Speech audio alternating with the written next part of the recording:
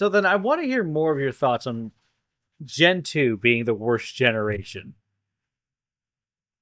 Okay, so like Gen 1 is the one that like starts it all, and like Mhm. it also like being very early kind of excuses like some of the more questionable gameplay or game design issues with that game. Then I don't, like the roster of Gen 2 Pokemon is just so boring to It's me. really rough. I agree with that. But here's the thing. I Mm. like the music a lot in Gen 2. I have a lot of nostalgia for it. And I know you think it's dumb, but the fact that you can go back and play Kanto is really fun. Yeah, okay, but that's like more of a like point for Kanto than it is for Gen 2.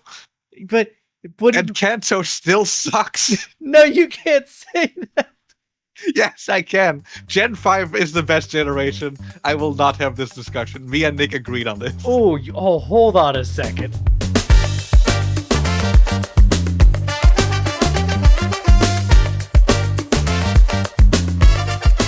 Hello, everybody. Welcome back to Double Dip Draft Week 5. I cannot believe that we're already here. Hi, I'm Cabral, coach of the Hash-Slinging Aegis Slashers. Joining me, It's Aurora, coach of the Honchkrows Hunters, and we have 4 great matches lined up in Aqua Division, where everything is normal and as expected. yes. I mean, look, I think some people might have noticed that Aqua Division might not be that normal. One of our players has literally doubled the differential of the next nearest highest differential. Okay, like it's not like the differential situation is, I guess, like worth pointing out. But even then, we have it like linearly going down from like the person in first place has the most, person in second place has the second most, etc., etc. Even that's not true in other divisions. Other divisions, it's just like fucked like beginning to end. I mean, that's so true. In fact, it's really funny. In the other divisions, as of week 4, which if you watched last week's recaps, you'll know, Rocket, Magma, both have 10 as their highest differential, and Skull has 9. And we have 20 here in Aqua. Yeah.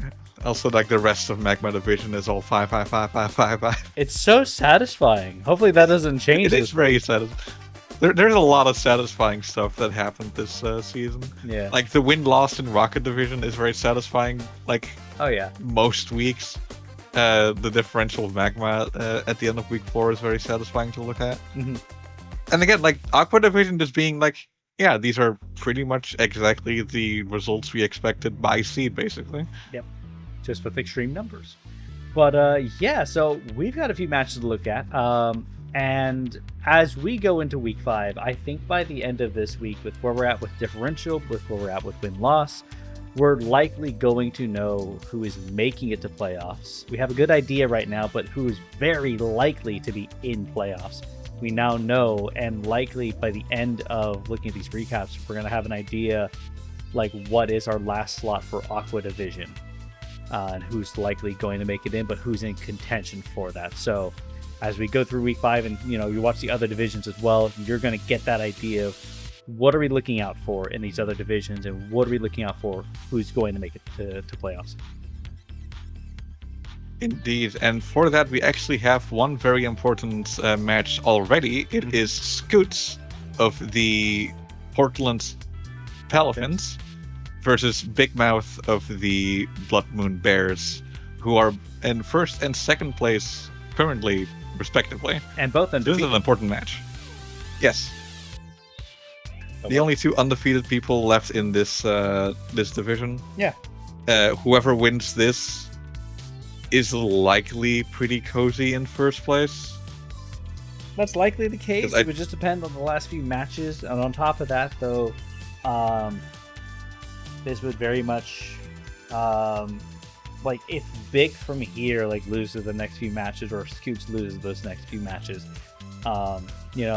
they likely won't fall out of contention. But then we get to the placement for where you land in the league, and that'll matter for playoffs. Like wherever you land in first through fourth of your division, that's going to line up with whoever you have to fight in other divisions.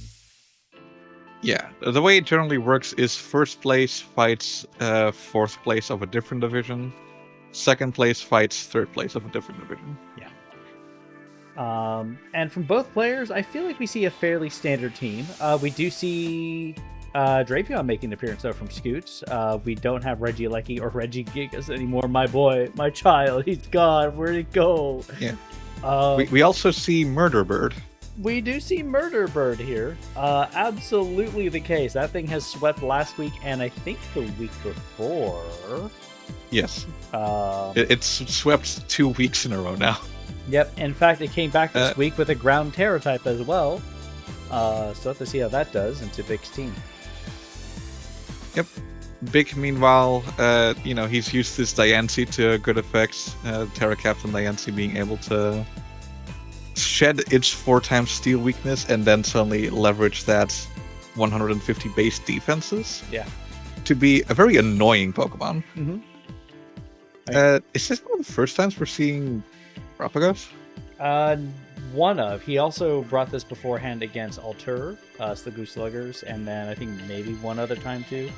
But I know for sure one other time we have seen it. True. And it's just he hasn't brought it much. No, so has not brought it. It's fun to see it. But Meowscarada is here. It is also still fun. It is also still funny to me that like small, tiny Terrapagos has stats. Yeah. And it's just never used. Like, you can never use these stats in any way, shape, or form because ability will always make it go into the bigger form. Yep. But that's just the nature of Terrapagos and how it all is. But on Team Preview, I mean, both these players have strong teams. I mean, looking at this, I might put a little more edge in this Scoots' team with some of the variety there. And Ferrothorn just actually taking hits from most of this team non-super effectively. Yeah, we also see 2 of the Gen 9 starters. That's awesome. That's fantastic. You're just missing out on the Crocodile. In fact, my match this week, if you haven't checked it out, go check out Magma Recap. We had all 3 of the Hoenn starters in my match. Sure, I also forget Anchor has 2 of them. Yeah. But anyways, we're here for this match. So yes, I like Team Preview. I think it's cool. We're going to see if the bird does well again. We have another ground Terra type. We have Ghost Terra over on Diancie. And I think at that point, we should just get started and see how this plays out. We have Clefable League, which Scoots has done most every week, I feel like. I mean, it's just like a very safe lead. Not a lot of things do a ton into it. Yeah. Being able to immediately like throw out knockoffs like it does onto this Terrapagos is just good. Yep. Setting up Stealth Rocks is also just good. Yeah. And damn, Terra Starstorm hitting this thing for quite a bit. 45 and 48, man, that's crazy. And yeah, and that's without an item. That's like just raw damage that Terrapagos is outputting. So this is probably a more physically defensive Clefable. Oh, I sneezed. Sorry. Also, we do see Magic Guard coming in to block toxic damage, and it was really weird to see toxic and not take damage. That was very strange. You have not played a lot of Gen 6, have you? I've not played a lot of Gen 6. I basically played until Gen 5, dropped out because I didn't like Black and White, and then picked it back up. The whole... That's... And then picked it back. Canceling my flight to and then picked it back up probably at around Gen 8 and enjoyed Gen 8 enough, didn't like it that much, and then Gen 9 I really got back into it proper. So yeah, Gen 9 I enjoyed a fair bit. Like Gen 9 I don't play it much, but I at least played it to completion. I can't say that for Gen 8. Yeah. Meanwhile, this match, the first thing died. Yeah, we lost the bird. Well, the other bird. Sorry, Quaquaval. We lost Quaquaval. The less murdery bird. Yeah, the less murdery bird. Yeah, the special attack drop making the Volt Switch do a cool 3%. Every time I see Latias Mega take a hit, I keep looking at him like, man, this thing does not take damage at all. Encore into Earthquake is really interesting, and I'm surprised we didn't get a switch to Mesprit there, personally. Yeah, I guess he's just like trying to set up with this Diancie. Yeah, could be the case. Oh, we got that really huge special attack drop. Oh, mines are interesting. Pirates of a Moonblast, knockoff will break the substitute, Yeah. and Big will get Cold Feet. Ow. And this the leftovers getting Ferrothorn all the way back up to full health. Yeah, and I mean, this Clefable also being at near full HP at this point is crazy to me. Doubling back into Oricorio is really, really bold. Heavy Slam doing 41%, and then we get a Quiver Dance. And yeah, no rock type move coming out of this. Yeah, the robot. Yep. Not what I want to call it. Iron Dreads.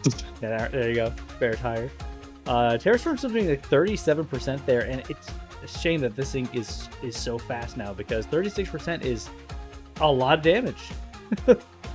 It is a lot of damage. Scoots opts to not teabag the bear trap and like risk getting crit.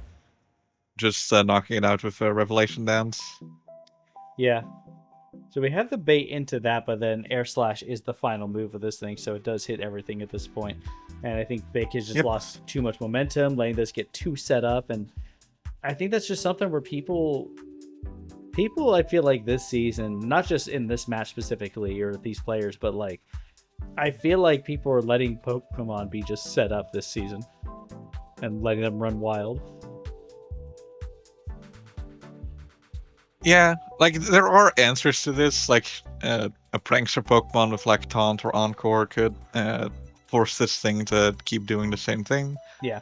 It's just a good physical attack into it. It just can't take because it's not bulky enough. Mm-hmm. Hazing its stats away. Yeah. Like because like by default this thing doesn't do all that much. Like Oricorio stats are garbage. Like middling to bad is like roughly where this thing's stats are. Mm-hmm. No, I believe. So like, yeah, like before it sets up, and even after one Quiver Dance, like most things can probably still live a hit, assuming it's not super effective. And just like do something back, but we never get there. And then more Quiver Dances. Now this thing's faster, bulkier, and hits harder. Mm-hmm. And it ends up cleaning up the rest of Big Mouth's team, sweeping now for the third week in a row. Yeah, getting Scoots another 5-0, which puts the already 20 diff up to 25, but we'll get to the diff a little later. We do have another match to look at, though. We have Alter of the Sliggoo Sluggers versus GTP Woody of the Schaumburg Salamences. And this is actually their first fight together. One of them is going to get their first win today. Yeah, so the previous match was for the first loss. This one is for the first win. We see a very similar team coming out of Woody, though interestingly, no Mega Lopunny. No, not at all. Instead, we have a Valploop here. Hello. Yeah. The chats over here, I believe we see that a little later. They mentioned that, or Woody mentions being afraid of Mew. And we don't see Mew on Alter's team, and I have the story to that basically, is that Alter spent 45 minutes to an hour before prepping for this match, and Mew just never occurred. Just never thought about Mew just coming in and hitting Mega Lopunny really hard. I mean, like even if it hits like really hard, like it's gonna have to be a pretty bulky Mew to like live a fake out into a return and not take like 60 to 70% from that. So if it's like chipped, it just dies. Yeah. I don't know. It's interesting decisions. Like, what did we bring to counter Mew instead? Valplume? Is that the Mew answer? Don't think so. That thing also dies to psychic moves as well. So yeah, exactly. I'm just confused. Yeah. Well, you know. But let's hop into this. Let's hop into this match. Yeah. So Sableye coming in lead. Rotom Frost over here. You get an immediate switch to Leafeon in front of Rotom Frost, which is interesting. Which, I mean, at this point, we see the rank come up, and it's Ninetales is right there against a Ice-type Pokemon. Also would not have gotten burned, which is a shame, because this Leafeon now is... Essentially, you have the Swords Dance, or you're just not doing anything. Yeah. Like, it's a good... Also, it is a good, like, Will-O-Wisp from Woody. I would have loved to just see... Blizzard come out to just kill it, but yeah, burning it basically disables it as well. So we'll call it good enough for now. Good job, Woody. Yeah. And this thing gets a Flare Blitz off. I do know this is a Dragon Dance set. I'm surprised we didn't get that. Because Dragon Dance would have been really free on Vileplume, I feel like. Yeah. The Dracovish coming in probably like Scarf so it can outspeed. Yeah. But like the Sun preventing Fish's Friend from doing enough damage and Woody not opting to go for a Dragon move instead. Yeah. Ends up killing Dracovish. Yeah. So and here we've seen that Tri-Attack from Porygon does 60 into Alamomola, and then while Alamomola is below 60, Woody opts to Thunder Wave. Yeah, well, we gotta make the fish slower, you know. We do get a burn. So we get some constant chip now on the duck, which is nice, and another paralysis, and you know, another paralysis, and Woody now will continue clicking Shadow Ball. Yeah, would have loved to just like see this before, but you know. Yeah, the paralysis wasn't necessary. Yeah, there's a chance of it happening now, which could be nice, but at this point, you know, Recover's getting back to more HP than Shadow Ball's dealing. Yeah, at any turn that's this thing is like at 50 or below, a Shadow Ball has the opportunity to kill. But unfortunately, we're just like we don't get the paras, and the turn we do get the para is when Woody recovers. Yeah.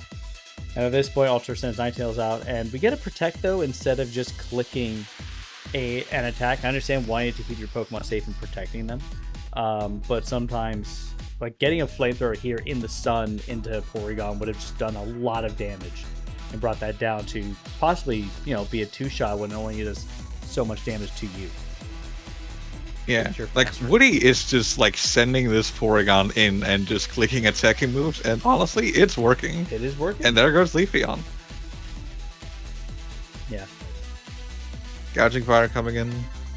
Booster Energy going off. 56 is crazy. Not dying. Trying to T-Wave. Woody again opting not to attack into a Pokemon with like 1 HP and just letting it live. Yeah, and Alter there, though, with Porygon being so slow, Ninetales should have come in and just clicked an attack earlier, because this was at 1 HP. Ninetales is faster and would have, you know, killed it. Yeah, there was an opportunity to kill it there. Alter doesn't seize it, and now instead this thing has recovered up twice, is back at full health. Yeah. It's only being chipped away by you can see how much damage we're doing. 59%, though, and only 58% with that. So at this point, you know, just kill this duck, and we finally do. So it takes Alter to get a bit of momentum there. We've lost that really nice lead Alter had earlier when he was at 6, with Woody having 4 Pokemon left. 3 Pokemon left, actually. Here we see a Terra Water coming in from this Copperajah, that's this thing's name, and it's got Power Whip, so it can deal a pretty hefty amount of damage. So funnily enough, because Woody Terras, it is now susceptible to Toxic. Yeah, and there's a Toxic. And then the Wish comes back, and it's like, Alter can now just sit here and just click Wish Protect while this thing just dies. Yeah, so, like, definitely the play right now for Woody is, because, like, this Alamomola, like, has no pressure of its own. So we go out into Sigilif to start setting up. Yeah. Just go out into Sigilif, and you set up. You swap into. Why are we letting this thing die of Toxic? I cannot tell you why. Maybe because Sigilif doesn't have a great way to hit this thing. I don't know. I mean, Sigilif is here now, though. Let's find out. Okay, Calm Mind, cool. A little bit of setup.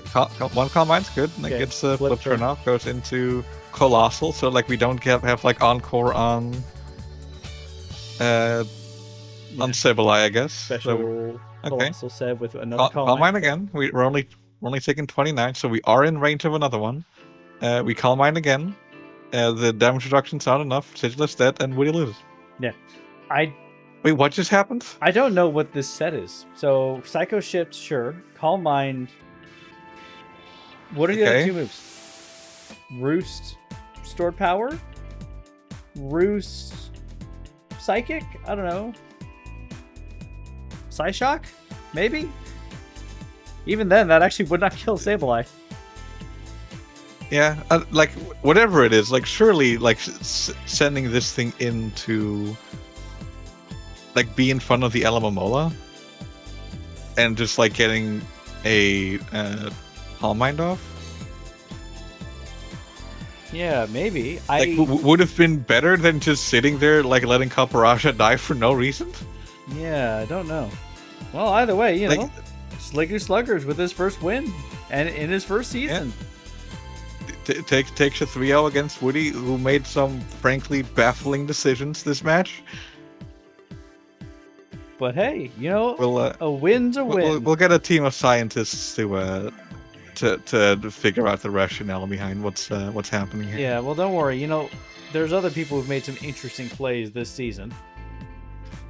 Are you talking about the Treasure Town Togetics, as coached by Tuhu, and Jason, the Hartford Honchkrows, coached by the aforementioned Jason? Yeah. We do have some interesting plays in this match. As we already know from team preview, we talked about it in analysis. Mass's team, or Tuhu's team, not very bulky. We do see Manaphy here, though, and Excadrill, which are probably the more bulky Pokemon. We did get a confirmed trade, though, from Mass last week. Or no, this week, I suppose, actually, yeah. So yes, that'll be going, and it'll take effect in week 6. Yep, and we'll go over the new Pokemon and the teams and stuff, because it was between Mass, of course, and also ASCII, or the Philadelphia, no, Snake, of the Miami Milotics, I think. Is that who it was? Yeah, no, the Jinx. He traded with the Jinx. Oh, okay, got it. It's Medma. So. Yeah. Yep, and that'll be over in Rocket Division with Spoon and I. We'll talk about the Pokemon received over there. And we'll go over that when it comes up. But anyways, yeah, the other thing is, Jason's saying we actually see some, shift in who came. We see Dugong and Decidueye, which honestly, Decidueye is fine. Decidueye came last week, I'm pretty sure. Did it come last week? I'm pretty sure. Okay, it might have. Yeah. Either way, it's not Latios. We don't see the other staples here, so no Bastiodon. True. No Bastiodon, which probably like just the absence of Bastiodon is probably good for Jason. Probably is. Like if you could choose between bringing Bastiodon and bringing only 5 Pokemon on the team, you just choose to bring the 5 Pokemon. Yeah. I don't really think there's too much else to really say in team preview. Generally Mass's team is a little faster, hits fairly hard, and Jason has a couple fast Pokemon, and Landorus is there, and that thing is terrifying with kind of whatever it does, and Greninja with Protean is always nice, so I don't think there's much to reiterate on this team and what it does, because we've seen it all these weeks at this point, Yep. Also confirmed the Decidueye did come against Big Mouth last week. Oh, let's go. I think Dugong's the only interesting, I don't know what it's going to do, but why is the Spirited as way? Yeah, this thing gets poltergeisted, but it just does not give a shit. Yeah, we get Toxic Landorus comes in, which is nice. Yeah, and that's a rock polish though, and we get a second set of spikes, and then a Swords Dance, and then a Toxic, and it's like, oh, you already have spikes on the field. What are you doing toxicking this thing? Well, it's okay. We could bring in one of our Flyers or Levitators. There's 3 Pokemon here that don't take. Oh, okay. Goodbye, Manaphy. Goodbye, Manaphy. And then Azelf's here. Well, hopefully he can take a hit. Oh, good. Does it kill, though? Oh, good. Why didn't that come out last turn? Yeah. So apparently Manaphy had an 18% chance to... Okay. Only an 80% chance to die there. Yeah. Yeah. Anyway, Matt does actually make a play here, going into the Ghost type on the Fake Out, so he gets, some momentum there. Yeah. Gets off a little Shadow Ball. This thing dies because, it's no HP left. Yeah. Toxic Spice, though, kind of nice. And then we get an Earthquake, bringing this down to 1. And then we get not Blizzard, Snowscape, maybe for Blizzard? Snowscape. Or Aurora Veil on that thing? I don't know. Yeah. Opting to stay in this time to not try and predict either a Fake Out or a Fighting type move. Yeah. And Excadrill just ends up eating shit for it. Yeah. Oh, but the special... We see the purpose of the snow here, actually. Yeah. Because this thing comes in, and it's a nasty, fully accurate blizzard. Yeah. I do like the special defense drop. That's always fun. Yeah, the toxic damage that he got up with the Spikes. with Quillfish, like with the toxic spikes, it does end up paying dividend because it basically kills 2 Pokemon. But letting Landorus set up and basically doing nothing to stop it, and also just tossing your Intimidate Pokemon for some reason, Yeah. is a very questionable chain of events, in my opinion. Yeah. Like, honestly, like just the one toxic spike already gets. Like, you need to keep in mind, poison isn't that much worse than toxic is, because toxic takes a full 4 turns of the Pokemon being in before it's better. And on the first turn, it's worse, and on the second turn, it's also still worse. So, like, I feel like if you see Landorus swap in on your little Quillfish, like, the immediate response should be to either go into one of your Levitators or flyers. ground immune Pokemon, or if Manaphy is designed to kill it, go into Manaphy immediately. Just letting it Rock Polish and Swords Dance for free, only toxicking it, which is like your team's dead by the time the toxic damage is racked up. It's questionable. Yeah. But at that point, Jason also gets his first win. Another 3-0.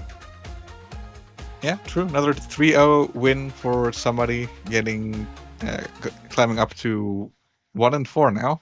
Yeah. And Mash, who really is clamoring to get wins, try and sneak into that playoff still. Dropping this game is very unfortunate. Yeah. And we'll have to go over the stats at the end of this. And it's not impossible for Mass to still make it to playoffs, but we need to, I guess, take a No, look but at the this door's last closing. match. Yeah. So, Yeah. The last match that we have this week is of Whiteloaf, coach of the Bayou Bellibolts, versus Madcapster of the Grass Valley Greninjas. hey, wait a second. You got the last one. And did I get the last? Well, I'm You sorry. get the last Fuck one. you. Wow, I okay. I say see all how it the is. I say all the teams today. Yeah, from Madcap we see honestly mostly the same team again, and you know, like, here. yeah, I say mostly. You know, like why fix what ain't broke? Like, That's so true. Torkoal is the engine of this whole team, so it's gonna be coming every week. And Sandy Shocks and Walking Wake are like the main payoffs, so of course we're gonna be seeing those pretty much every week. And if you already have Sunup, you might as well blink Screamtail, you know? I mean, yeah, that's so true. And from Nick, we see fairly staple Pokemon as well. We do see Urshifu here as every week. Same with Ting Lu. The horses here with Poison Terra. And then we also have Florges, the blue one this time. And then Archeops and Blacephalon, which are just really good Pokemon in general. Yeah, I love Archeops. It's So just fun. like 140 raw base attack on a 110 Pokemon. That's like fairly cheap point wise. Uh-huh. I feel Archeops is always a steal to pick up. It just hits hard. Yeah, good offensive typing too. But yeah, with that said, I think we should just probably get into the match itself. Our lead Pokemon, we got a Ting Lu, which just makes sense, and Walking Wake. And at this point, yeah, we switch out of that because, of course, this thing's gonna click a raw Surf right there. Surf is interesting. Why not Hydro Steam? Well, I mean, we see later, he actually also has Hydro Steam, but Yeah, Hydro Steam, I guess he wants like preserve to be using it in the sun. I guess, unless it's just like a little thing that Surf would just knock something out a little more than Hydro Steam would, but don't know. I mean, this thing just one-shots that, so Yeah, it's definitely choice specs. yeah. Given like how much damage this thing's doing. Yeah, It does drop to Forgus here though. yeah. Means we're clicking a Giga Drain here and not like Sludge Bomb or like something else, maybe. There's Sludge Bomb. Maybe expecting a switch out. I don't know. Expecting a switch, but like I'm not even sure into what. Yeah. Because like why you don't go into a Shifu on this thing, it would just die. Yeah. So and then the horse comes out. Aurora the horse is here. The horsey, yeah. But the horsey is seated now, and well, even through thick fat, Avalanche doing 47, like that's nuts. That's an insane amount of damage. Insane. And at this point, But also it's also not enough damage because it's like healing up. No, but look at how much Sluggers has done. That's taken so much of its HP. Yeah. And this thing is now nearly back at full health after like all these synthesis and bleach seeds recovery. Yeah. But the bird comes in and kills it in one shot, which I'm a little surprised that didn't come in earlier. I know it gets to Fetus at half health, but still, also maybe have gone to the horse there and kept Arceus alive for Torkoal and like other Pokemon. Would have loved to like probably see like Arceus, especially if it's if it's packing Earthquake or maybe like Power Herb Meteor Beam or some shit. Yeah. That'd be crazy, imagine. Yeah, because yeah, fucking Sandy Shocks is a bit of an issue now. Yeah, it is, because this thing just clicks Earth Power and kills that. Yeah, and Earth Power is just entirely free into next game. It's either like it does a good... Okay, we're clicking Thunderbolt, and away goes Sandy Shocks for some reason. Earth Power is free into everything. Maybe expecting Urshifu, but even then, it's like... But even then, like, just... Like, you have the speed boost from Sun. Yeah. Just click Earth Power, do a huge chunk into it, and then finish it off. Yeah.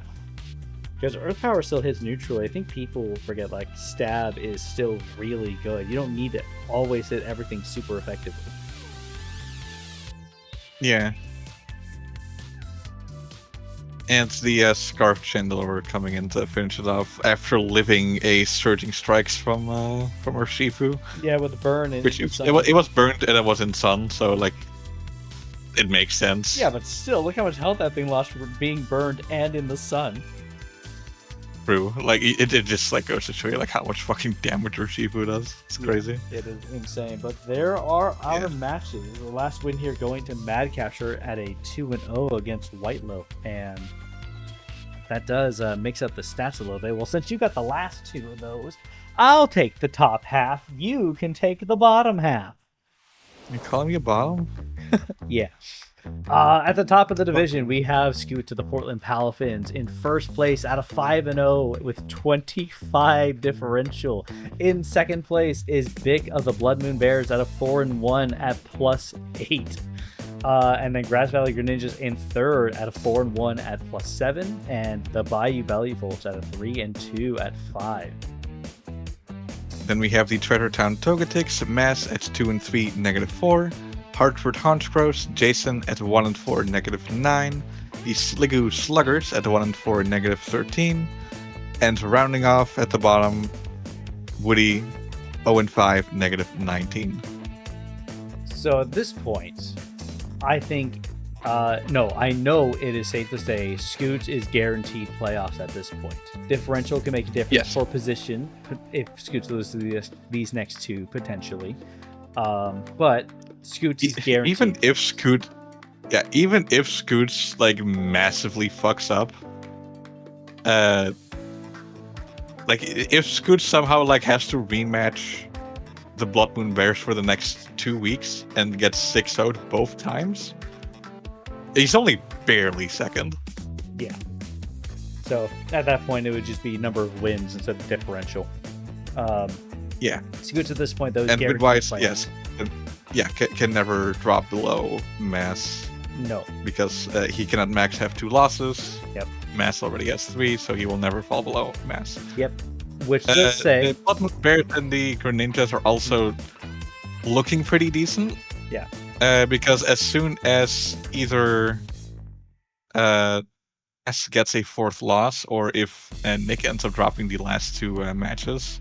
Yeah. Yeah, as soon as like that 4th person hits a 4-loss threshold, they are locked in. Yeah, And it really, week 6, I think we're going to find out who is properly making it into playoffs. Likely, looking at the diff, it is Grass Valley and Blood Moon. But again, there are 2 matches left. And because Nick is also at a 3-2, if he drops 2, Mass can actually sneak on it if he wins 2. So it is basically at this point, we're looking between Mass, Nick, Blood Moon Bears, and the Grass Valley Greninjas for who will make it to playoffs. At this point, Woody is out for playoffs contention based on the win-loss ratio alone. Now, Jason and Alter are not technically out. There is an opportunity to get that 4th spot. However, the differential alone for Alter makes it extremely difficult, needing really, really good wins. In fact, Jason and Alter fight this week. If Alter wins, likely both Alter and Jason are out of playoffs.